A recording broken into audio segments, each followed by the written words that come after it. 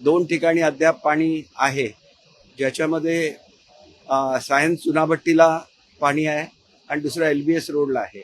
त्या दोन्ही ठिकाणी अधिकचे पंप लावायची व्यवस्था केलेली आहे. त्याच्यामुळे थोड्या वेळामध्ये हे सुद्धा क्लिअर होईल. ट्रेन साधारण 30 ते 40 मिनिटं लेट धावत आहेत. काही तासामध्ये सगळी परिस्थिती आटोक्यात येईल अशी अपेक्षा आहे. पण ज्या पद्धतीने वारंवार सांगितलं जातं की नालेसफाई झालेली आहे, ही नालेसफाई झाली नाही त्यामुळे मुंबई पाहायला मिळते. आणि एक गोष्ट लक्षात घेतली पाहिजे की पावसाचं प्रमाण किती आहे आणि त्यावेळेला भरती आहे का याच्यावर हे सगळं अवलंबून असतं. आणि त्याच्यामुळे जर भरती असेल तर पाण्याचा निचरा होऊ शकत नाही. ज्या भागामध्ये स्टोरेज करण्याची व्यवस्था केलेली आहे तिथं पाण्याचा निचरा अधिक जलद गतीने होऊ शकतो.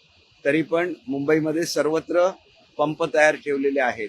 काही तासामध्येच हे पाणी क्लिअर केलं जातं. त्याप्रमाणे 2 स्पॉट वगळता जवळजवळ मुंबईतील सर्व पाणी हे क्लिअर केलेलं आहे. 300 मिलीमीटरचा हा पाऊस झालेला आहे.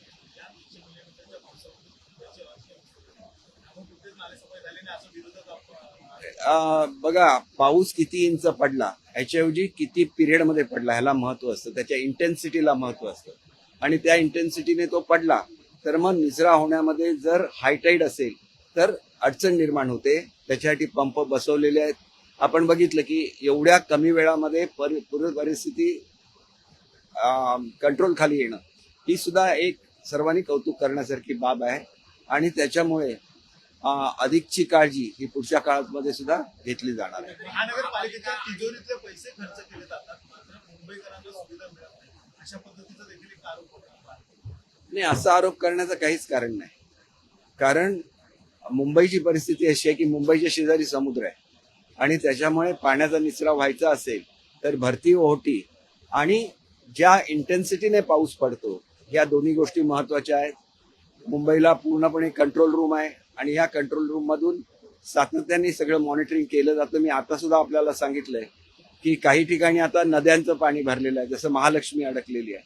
तर या नद्यांना पूर येणं हे स्वाभाविक आहे आणि त्याच्यामुळे त्याचा जो परिणाम झालेला आहे सेंट्रल रेल्वेवर, ते पुराचं पाणी ओसरलं की ते सुद्धा कमी होईल. मुलांना सुट्ट्या डिक्लेअर केलेल्या आहेत. त्याच्यामुळे सर्व मुलांनी घरीच राहावं असं आव्हान आहे. मतदान पुनर्वसन मंत्री स्वतः देखील आहेत रेल्वेमध्ये अडकलेले, बरेच आमदार आहेत ते देखील रेल्वेमध्ये अडकलेले. नाही, वस्तुस्थिती आहे. परंतु एक गोष्ट लक्षात घ्या, नद्यांना पूर येणं, ज्याला अतिवृष्टी होते नद्यांना पूर येणार आणि नद्यांना पूर आल्यानंतर ती ट्रेन अडकलेली आहे आणि त्याच्यामुळे लवकरच हे पाणी ओसरेल आणि ट्रेन मुंबईला पोहोचेल अशी अपेक्षा आहे. काल वरळीत एक रिटर्न रनची घटना घडलेली आहे. घटना गंभीर आहे. अतिशय 2 किलोमीटरपर्यंत पेटलं अतिशय दुर्दैवी आहे. याच्यामध्ये कोणालाही स्पेअर केलं जाणार नाही. त्याच्या वडिलांना तर अटक झाली आहे आणि लवकरात लवकर या मुलाला सुद्धा अटक होईल आणि त्याला कठोरात कठोर शिक्षा दिली जाईल. विरोधक म्हणतायत त्या गाडीवरचा सिंबल हा शिवसेना पक्षाचा होता, तो हटवण्यात आला होता.